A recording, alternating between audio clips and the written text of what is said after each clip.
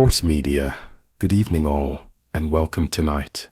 Please join me in the cabin for a creepy collection of scary stories. Don't forget to check out Patterning if you would like exclusive content and a birthday shout out. You can find the link in the description. But for now, it's time to get comfortable and let the darkness take control. When I was younger, around 14, I was invited to go on a camping trip with my best friend Pat, his dad, and his uncles. It was this kind of guy's weekend, coming of age thing. Something I'd like to do with my kids now. Fishing, cooking over fire, our first couple of beers, sleeping in tents, that kind of stuff. We drove pretty far up north, but this many years later, being 30, I can't remember where exactly we went. I knew it was about 2.5 hours north of where I live now. We had parked Pat's dad's truck off the side of the road in a bush and canoeing a pretty far distance down a river to a lake and set up our camp at the edge of the water, right across the water. We spotted a very old, seemingly abandoned cabin. Its roof sagged and overgrown bushes surrounded it, giving it a deserted appearance. Surprisingly, during a fishing and drinking session, Pat's dad and his uncles allowed us, being around 13 years old, to venture out. They even let us take a canoe across the water to explore the abandoned cabin. Looking back, I wouldn't let my own children go that far where I couldn't reach them in an emergency, but given their drunken state, we did exactly that. We paddled across the water and examined the cabin's exterior.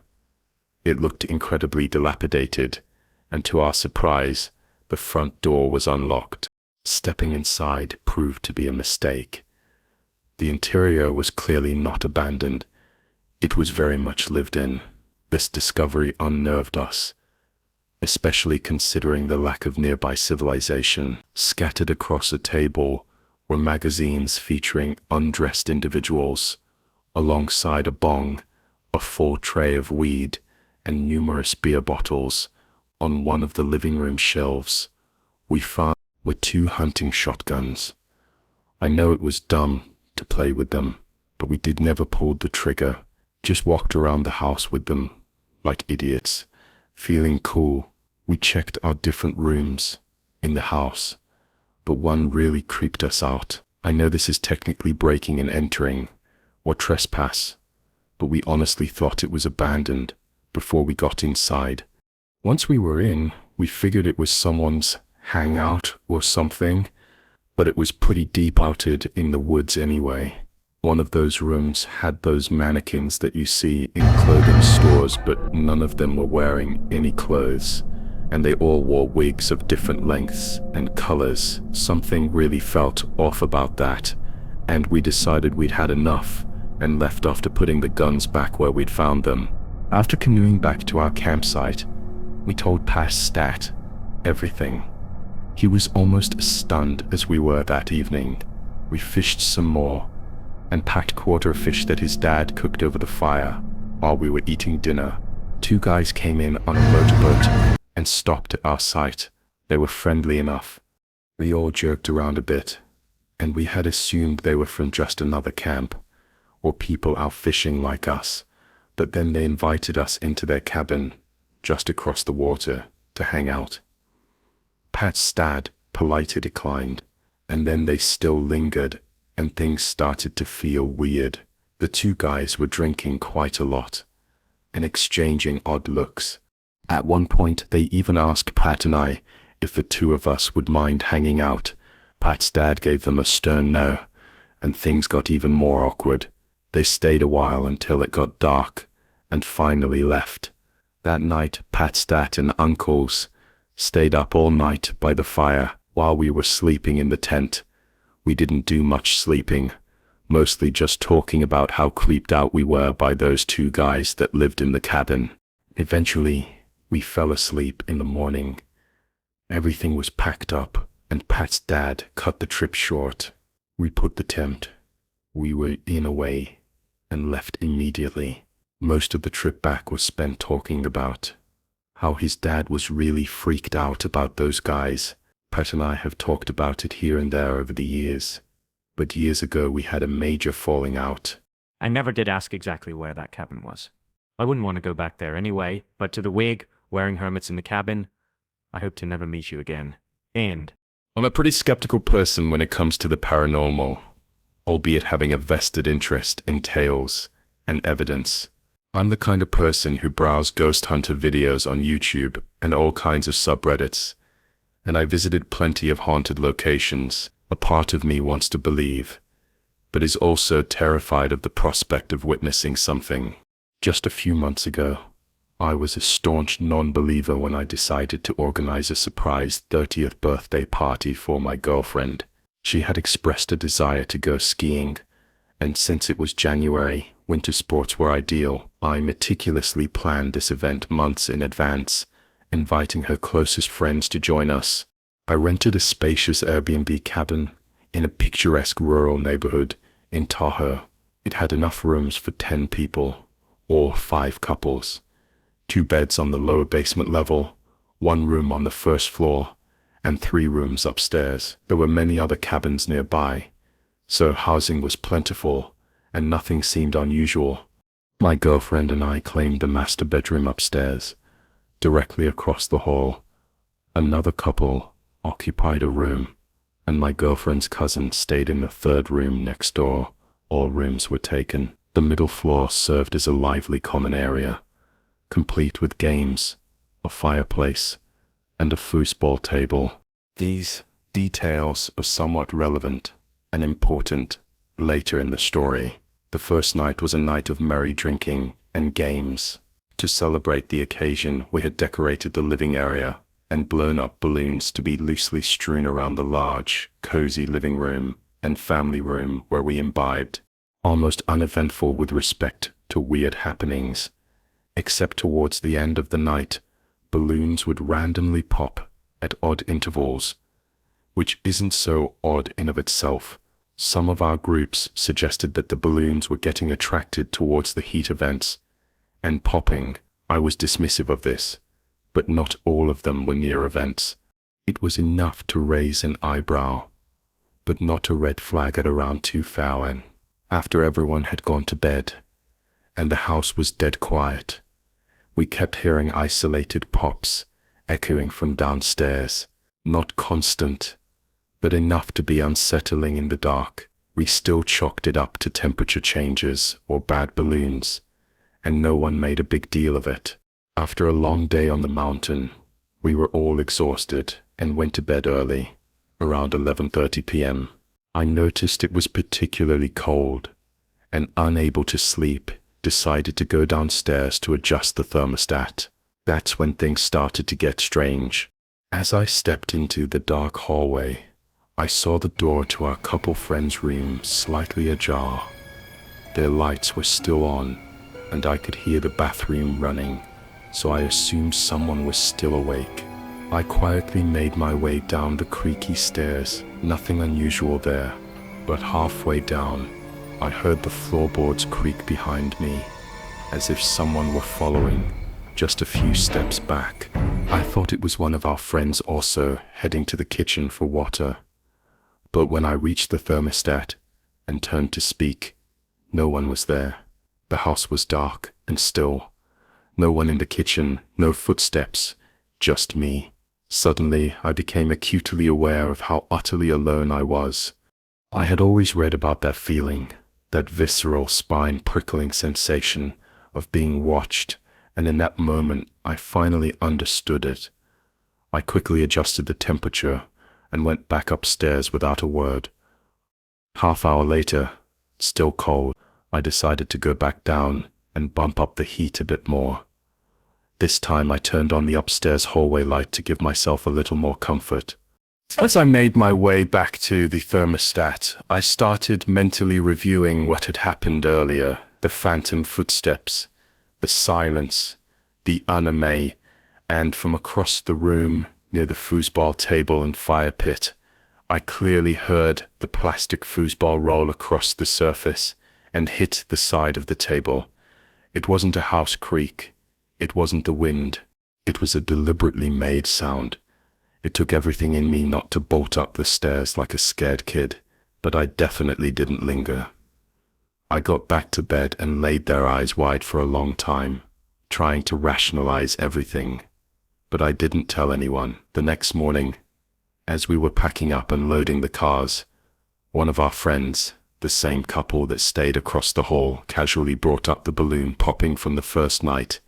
I took it as a cue and shared what I had experienced. That's when her expression changed immediately. She looked at me dead serious and said, "You're not gonna believe this." She told me that the previous night, sometime after everyone had gone to bed, she was lying awake when she saw a dark figure standing at the foot of her bed. At first, she thought she was dreaming. Then she blinked, and it was still there.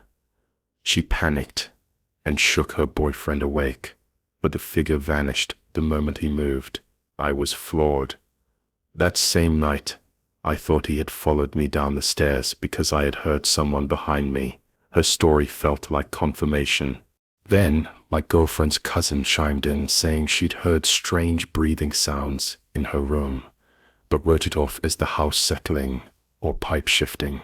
No one had said a word until that moment on their own. Maybe the balloons, the creaking floorboards, and the rolling foosball could be explained away. Maybe. But it all happened across 2 nights, alongside independent experiences from multiple people, which makes it harder to dismiss. I don't know what was in that cabin. Maybe it was residual energy. Maybe it was something that just didn't want to be noticed. But I know what I heard, and I know I wasn't the only one.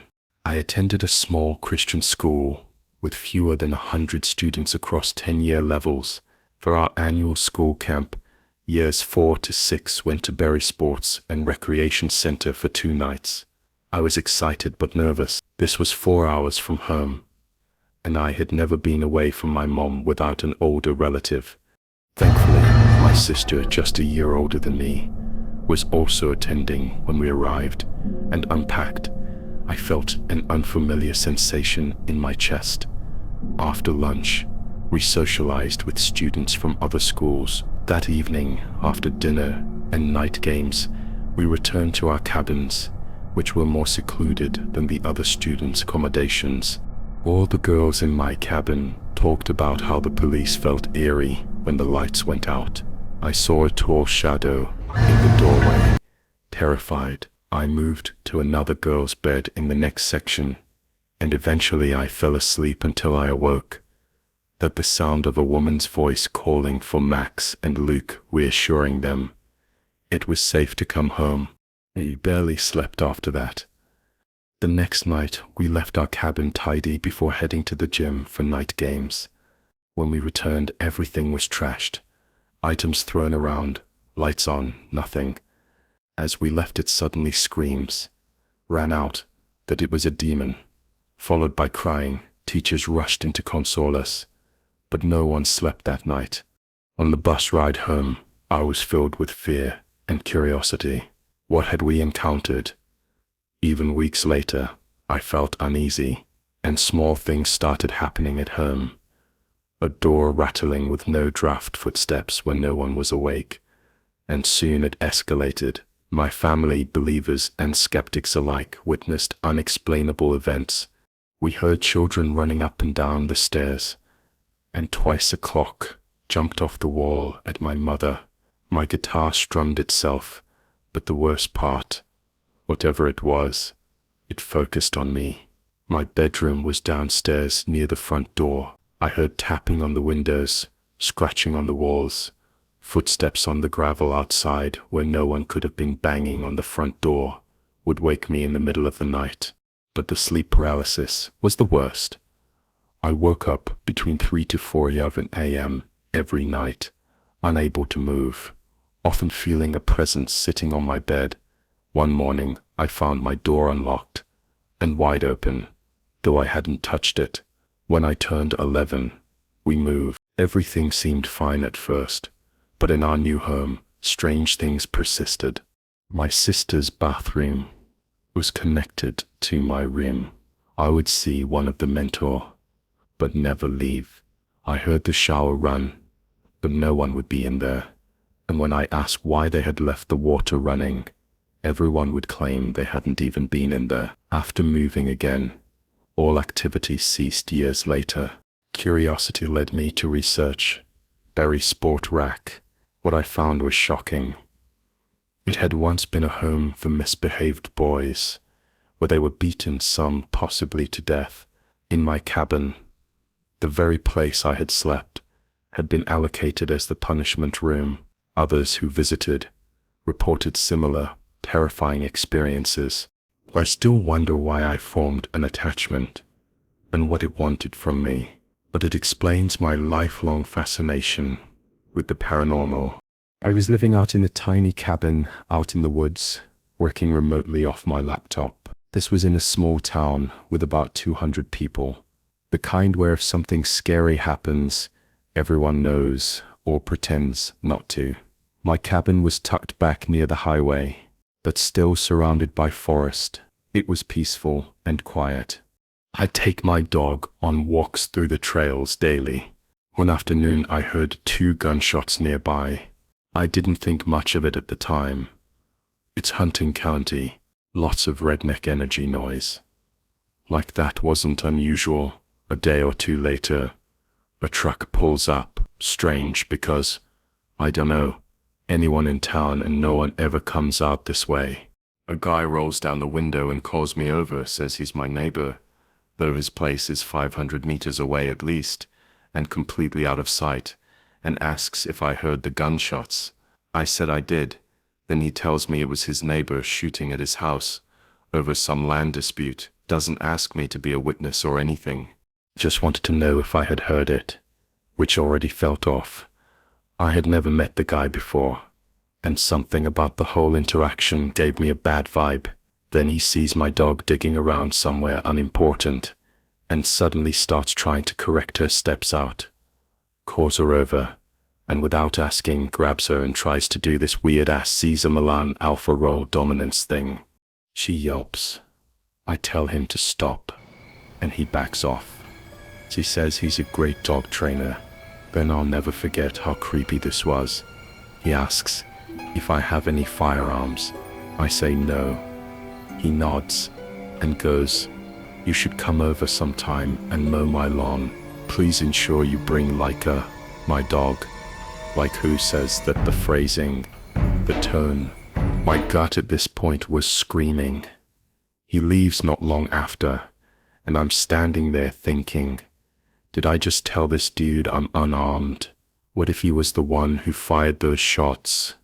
Or worse, what if he killed someone and was trying to figure out who might have heard none of it, sat right with me? Then he kept showing up, calling, texting, and asking why I hadn't come over yet, and getting weird.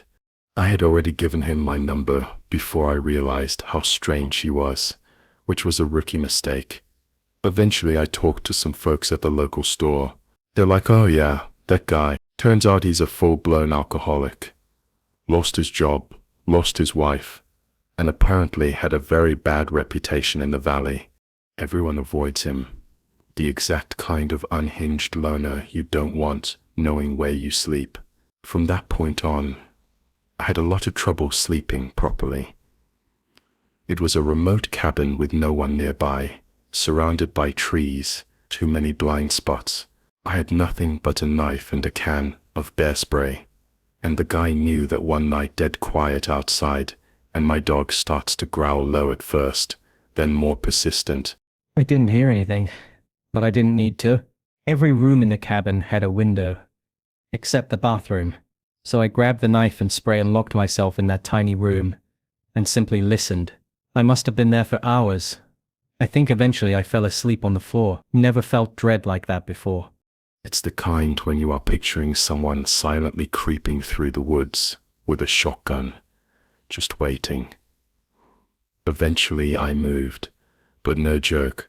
The landlords at the next place were also creepy as hell. They had 3 dogs already, and started trying to steal mine. I heard them plotting about how they had become the in crowd, so she'd prefer them. Started sneakily feeding her when they thought I wasn't looking. Insane behavior. That was it. One morning, I went to the market and I packed everything into my uninsured van, no license, dog at the passenger seat, and simply left with no notice, straight up bailed and never looked back. It felt like the hills had eyes out there. Some rural places just have that energy. Just like something's off all the time, but normally you don't realize it until you're way too deep in because of the beauty of nature itself. This happened to my family 2 summers ago, and none of us can stop thinking about it. Even now, it makes the hair on the back of my neck stand on end.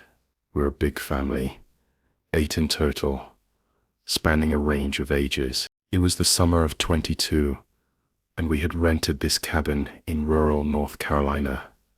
Supposedly the perfect getaway, quiet, remote, and tucked into the side of a mountain with acres of woods on all sides, and no neighbors in sight. No phone service either. Just the kind of place you go when you want to unplug completely.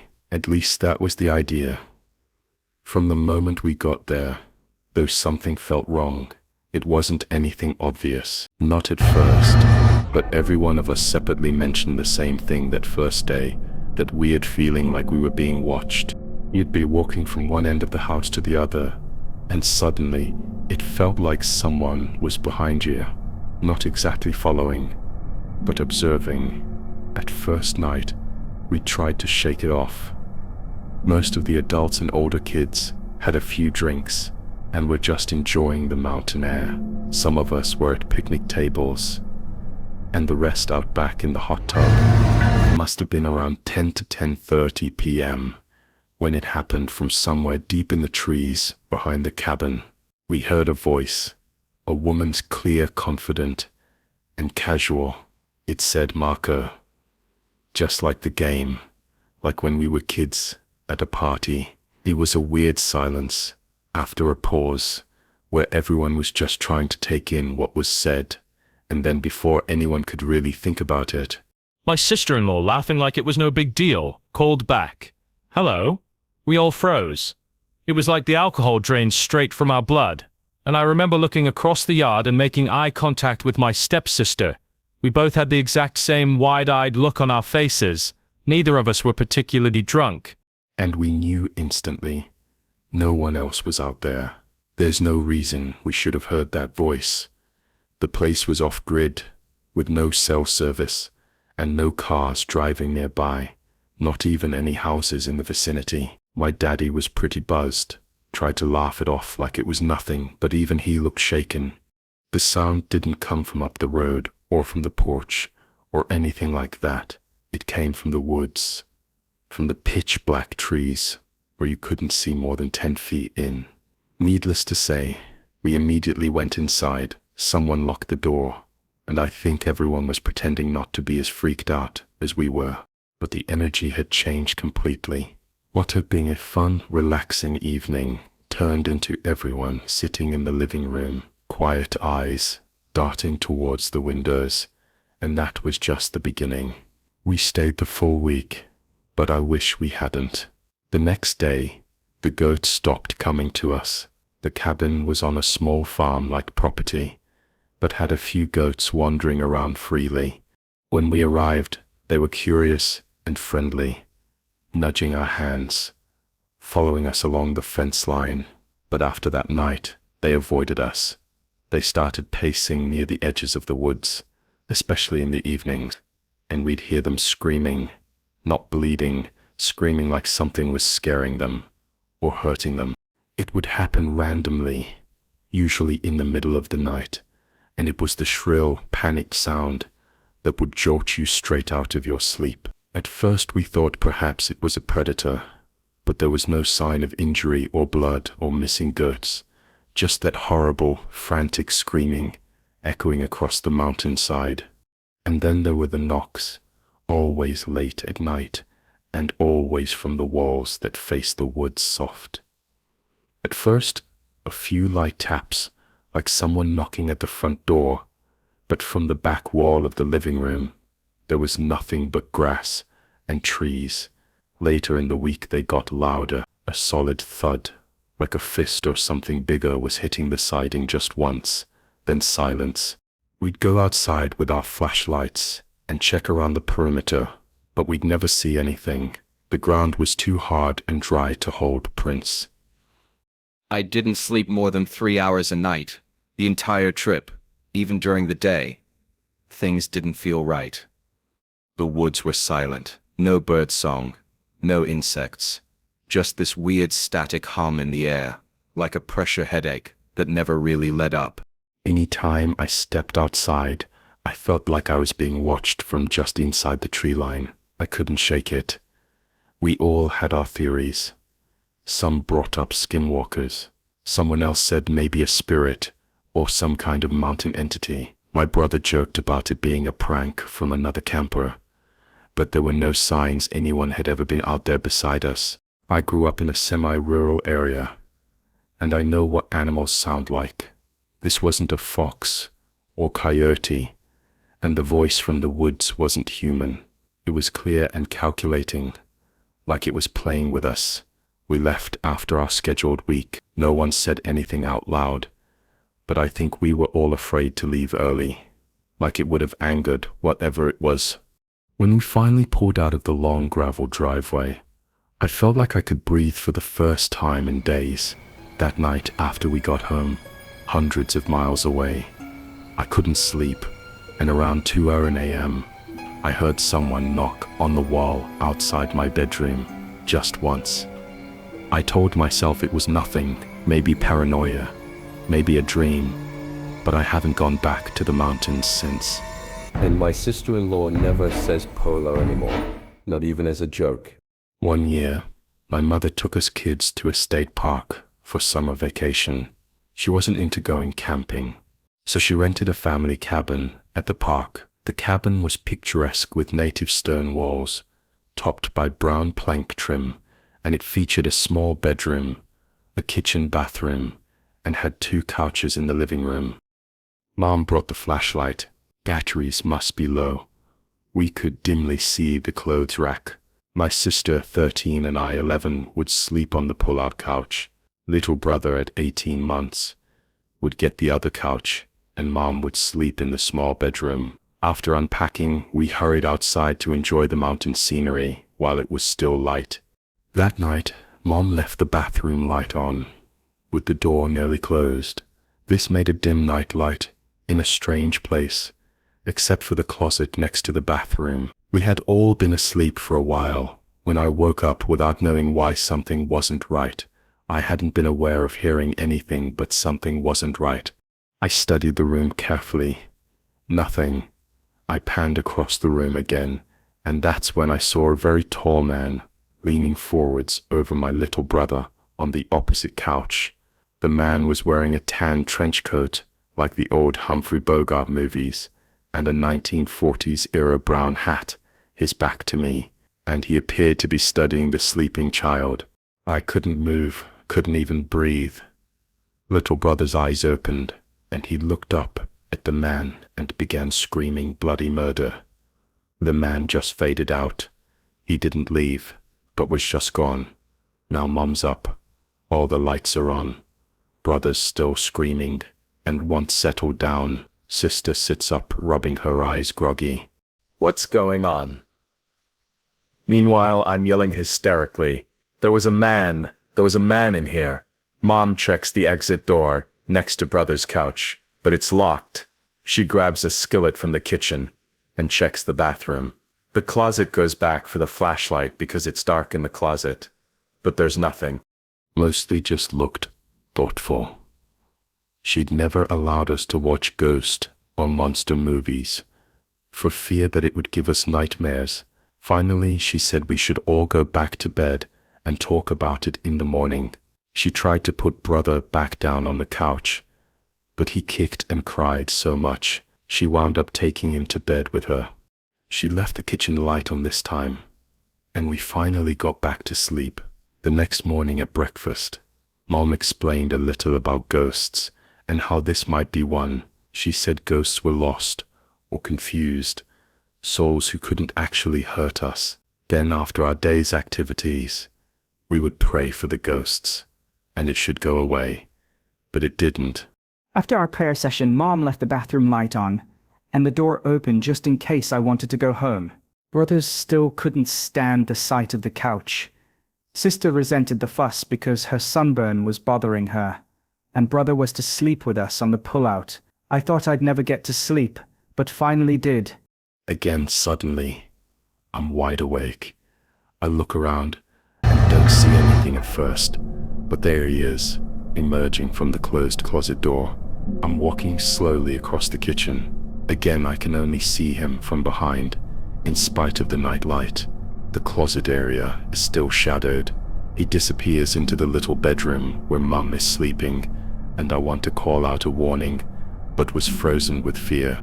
A minute passes, then another, and a crashing sound from the bedroom. My mother's voice, loud and commanding out.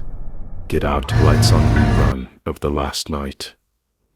Mom said she woke up to see the man standing at the foot of her bed. As her eyes traveled from the belt of his trench coat, the figure seemed to solidify, details became sharper. She looked at his face. There wasn't one. An automotive coil shock absorber emerged from the neck of the trench coat and disappeared into the fedora hat. It raised its arms, like a Bela Lugosi monster or a priest giving a blessing, and began falling forwards onto the bed. Right before it hit the bed, it disappeared.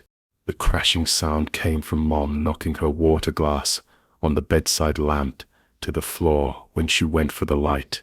Mom agreed that we should cut the vacation short and leave as soon as it was possible, even though she doubted the park would refund the unused day of the cabin's rent. Trust her to worry about that. My sister had to fetch our clothes from the closet, as I flatly refused to go near it. She had to use the flashlight. Many years later, I relocated to a town not too far from the park. Lots of locals frequent the park, but of course, don't rent cabins there. I haven't found anyone yet who has heard of the ghost in Cabin 7. This happened last summer in northern Michigan, deep in the woods, at a rental cabin with no neighbors. It was me and 5 of my girlfriends. A weekend getaway just to disconnect and relax. The cabin was about 30 minutes from the nearest town, surrounded by forest and tall grass on either side. There was hardly any cell service. Just us, some wine, a fire pit, and it was perfect. It was our second night there. We'd been jerking around the campfire, being loud, laughing over drinks, and sharing stories. At one point, one of the girls pulled out her tarot deck, and we did some casual readings, not taking it too seriously, more for fun than anything. But about 10 minutes later, something happened. It was 11:30, and out of nowhere, just above the din of our noise, this laugh cut through the air, sharp and piercing, so loud, it stopped all of us. Mid-sentence, we froze. It was no animal, and it wasn't a person, it was a child, or at least sounded like one, but it wasn't right. It had this high-pitched, almost gleeful, malicious children's laugh, like something pretending to be a kid, but didn't quite get it right. 2 of the girls said it sounded like a mixture of laughter and crying, like something in pain, trying to sound cheerful. Another friend said it gave her a mental image of a child laughing while walking into a fire. All 6 of us heard it. Every one of us described it differently, but every version was horrifying, and it lasted too long. A full 6 seconds. Not an echo, not a quick sound in the distance. It was right there in the woods behind the fire pit, louder than us. It was as if it wanted to make sure we heard it. We stared at each other wide-eyed, and without saying a word, all got up at once and bolted for the cabin. As we were grabbing our stuff from running, I heard rustling in the grass just off to the side. Not heavy like deer, but closer, faster, smaller, and quicker. I swear I felt eyes on me, close enough to touch, like whatever made that sound was just behind the grass line watching. We locked ourselves inside and didn't sleep that night. We tried to rationalize it. Was it an animal? A prank? But there's no way. There were no neighbors and no kids for miles. No one knew where we were. The cabin didn't even have an exact address on Google Maps. We talked about it so many times since then, and none of us can explain it. The timing freaks us out the most. It was right after the tarot reading. We weren't supposed to summon anything, but it felt like something noticed us in the later hours of a family reunion. Long after the last burgers, Hamby, grilled and the kids settled down with a flashlight and marshmallows, things started to get quiet. This was in my grandparents' hunting cabin, sat deep in the woods with no cell service and no street light. It was around 11 p.m. A few of us were still outside, standing near the fire pit in the front of the cabin. Most of the adults had wandered inside to play cards or drink coffee at the long wooden table near the windows. My brother and I lingered behind, poking the embers with sticks, enjoying the quiet. That's when we saw it, out of the corner of my eye, just between two parked cars at the edge of the gravel driveway. Something moved, a solid bar of green light, neither glowing nor flickering.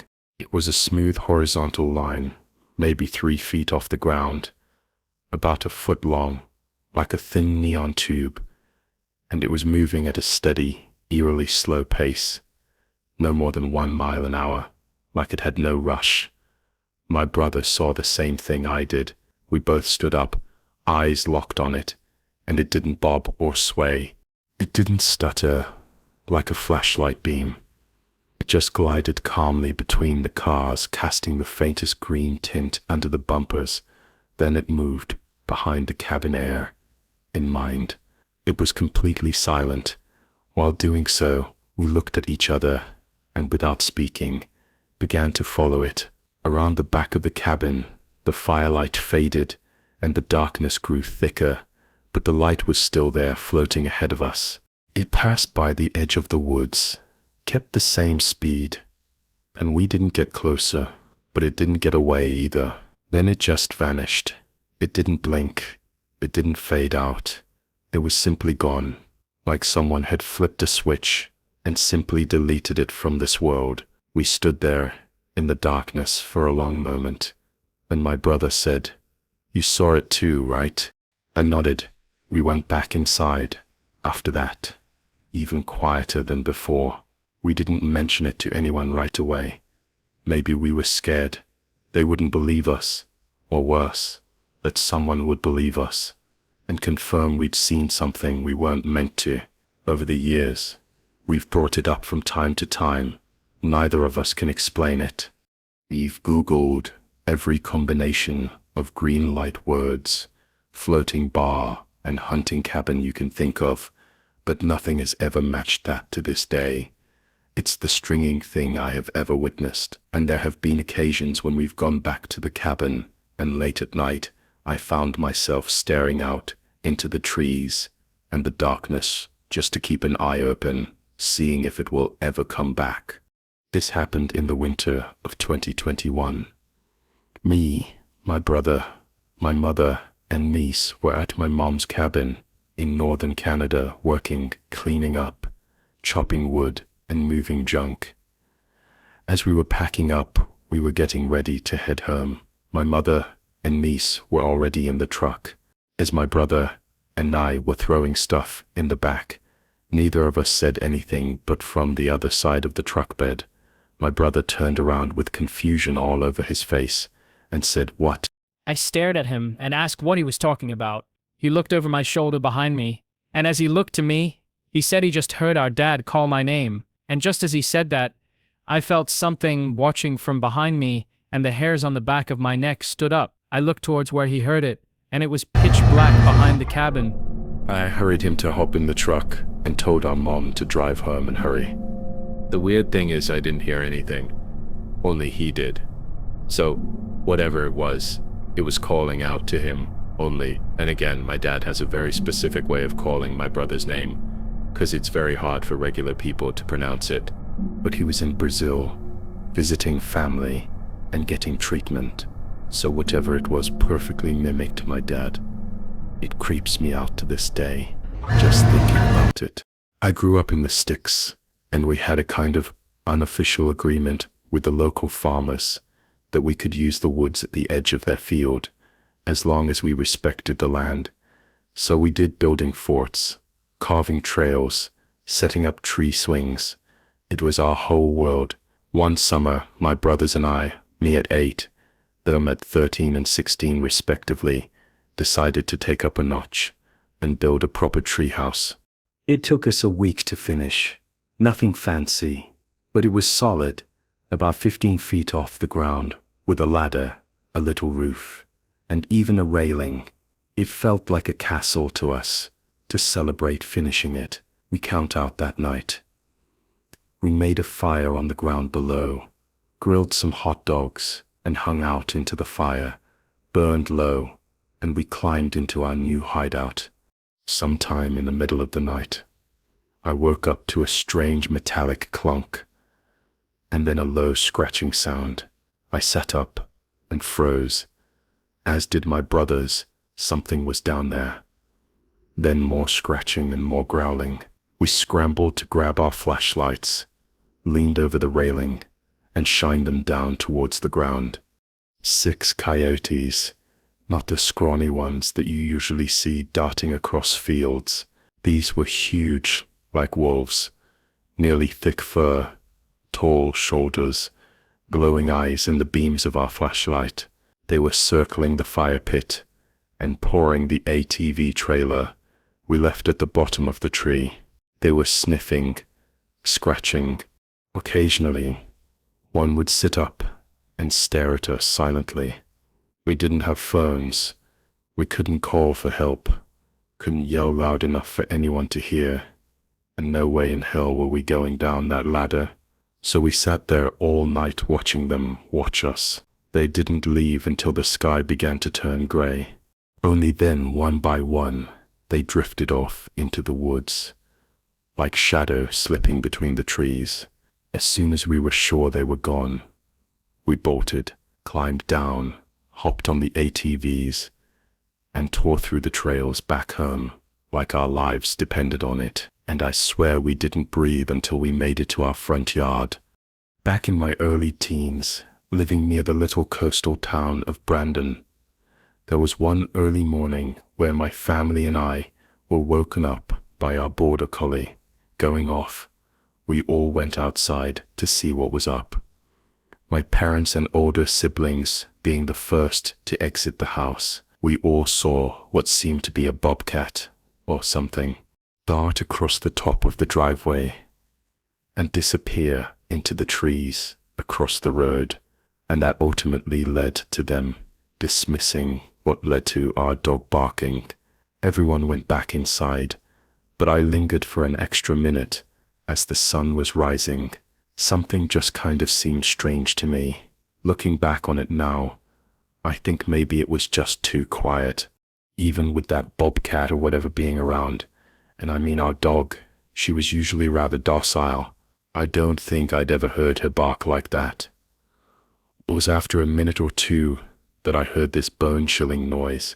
It was a short, raspy gasp, like someone choking on air outside. It was very loud, but from what I could tell, none of my family heard it inside. It was coming from this abandoned small in-law cabin. It was in a little patch of trees near the house, which was kind of falling apart, had rats living in it, and we used to store our garbage until we took it to the dump. I never liked going near that thing before or after this incident. It always gave me the creeps. I wonder now if maybe there were more than rats living there, but this is the only event that I can recall where I heard anything strange or our dog acting in that way. Anyway, I heard these gasps a few times before running back inside, and while I tried to match it to any sort of animal or wild animal in the area, it just didn't. To this day, I can still vividly recall the sound, and after all that time, I've come to believe it was the rake based on others' experiences.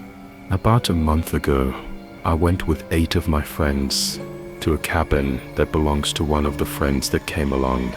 It's placed right on the shore of a big river.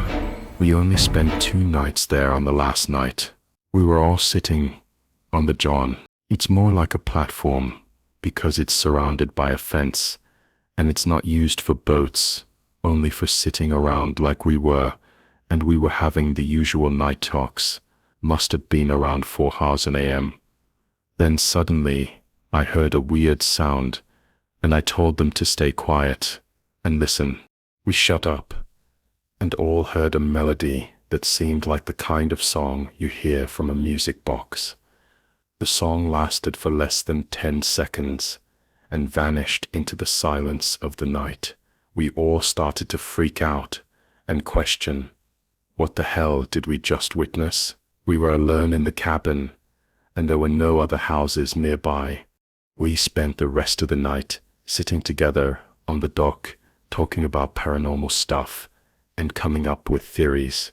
What's weird about the song is that the sound seemed to be coming from everywhere, and it also seemed to be very near. The next day when we woke up, the friend that had the cabin told us a bit about the history of the house and about his grandparents, that they had built it, and apparently his grand gave his wife, my friend's grandma, a music box when they were young, but he wasn't sure if it was actually true.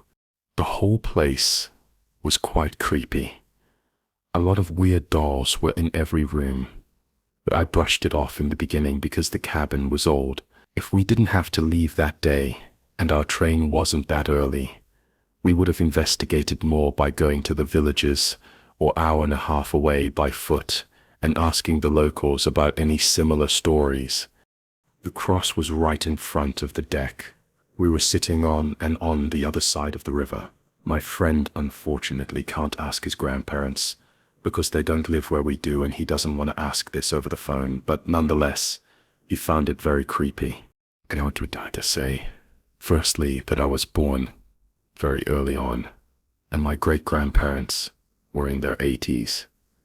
My great-great-grandpa was alive for a bit after I was born, until he died at the ripe old age of 109, and after a few months.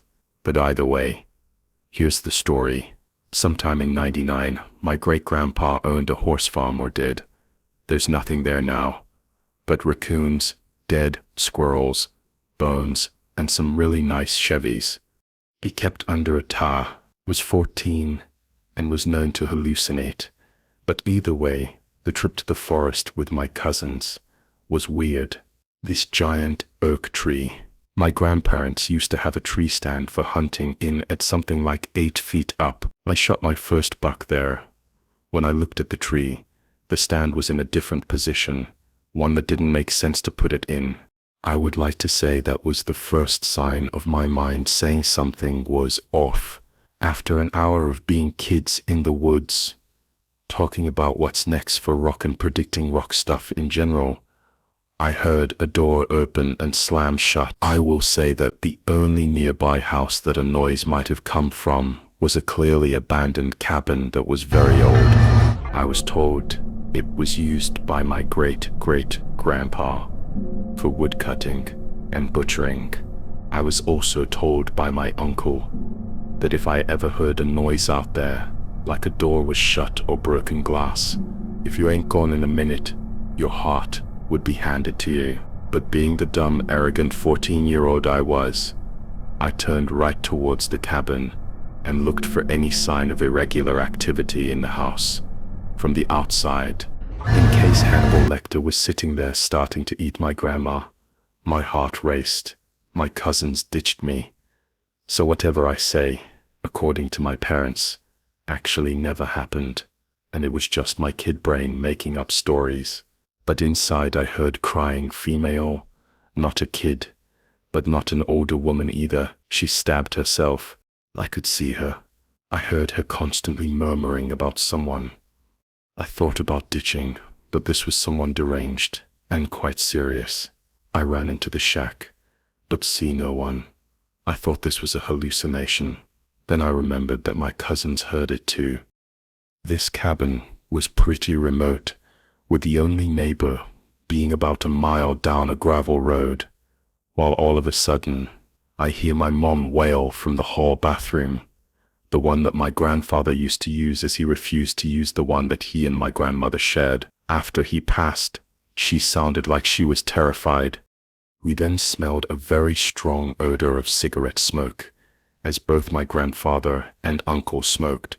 It freaked us out so badly. We pretty much left immediately. My mom did take the wall clock. She first saw, however, and it remained at 5:45, still ticking, until the battery died a few months later. Has anyone else had this happen to them? It still gives me chills to this day, and in case it wasn't obvious, my grandfather passed away at exactly 5:45 a.m. She wears a long white gown that's filthy and stained in all kinds of places, and has long, dark hair that covers her face. It's quite a frightening movie. So this happened shortly after the movie had been released on DVD. Must have been around late 2002, early 2003. But the point is, me and my friend Ted all watched it, had agreed to go camping and hiking together. But camping didn't really quite work out, and it ended up being more practical to rent a cabin and go on various hikes from within the cabin.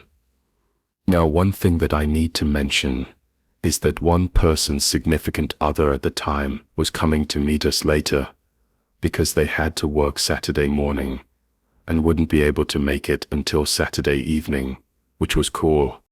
The next day we go out and go for a nice long walk, eat on the way, and come back. It was a fantastic hike that left us all absolutely exhausted. We start a fire outside, begin cooking some hot dogs, open a few beers, and have a very pleasant evening. Now, as you may have noticed, it was time for our friend's significant other to come and join us. Someone actually asked if they were going to be coming, and my friend said that she hadn't confirmed yet, and that it would probably be in the night. None of us were too concerned, and as we were all exhausted, started making preparations to go to sleep. I fell asleep in my room at around 11:00 p.m. It was around 1:00 a.m. when I heard something really creepy. I'm not sure who had opened my bedroom door, but it was open, and seeing as my room was closest to the living area, I felt it my duty to probably investigate. So I get up out of bed, extremely groggy, and waddle my way over to the TV, where the static is playing. It's the only light source in the room, so I switch off the TV and look around trying to see if there's anyone else about. I didn't want to call out because I didn't want to wake everyone up, but I squint into the darkness and they're coming from the kitchen area. Do I see what appears to be a shadow looking at me from the doorframe? I squint further, unsure if my eyes were playing tricks on me or not, and I slowly start to retreat when the figure pulls out of the kitchen doorframe, and I see someone with long dark hair falling in front of their face, wearing a white, dirty gown and barefoot, start to approach me, very eerily, from the darkness. I just about drop a brick. People talk about fight or flight, but in that moment, all I could do was freeze. I stand there as this thing comes ever closer, and with no warning whatsoever, it starts to run at me. I let out a scream, and